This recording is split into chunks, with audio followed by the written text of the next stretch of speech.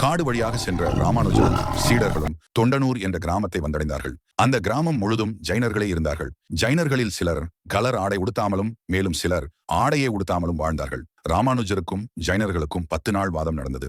ஜைனர்கள் கூறினார்கள், ஆடை உடுத்திக் கொள்வதினால்தான் ஆசையே வருகிறது, ஆடையின்றி வாழ்ந்தாலே மோட்சம் கிடைக்கும் என்றார்கள். ராமானுஜர் கூறினான், ஆடை உடுத்தாமல் இருந்தால் மோட்சம் கிடைக்கும் என்றால் பசு, பறவைகள், மிருகங்களுக்கு எல்லாம் மோட்சம் கிடைத்திருக்கணுமே, கிருஷ்ண பக்தி இல்லாமல் மோட்சம் கிடைக்காது என்றார்.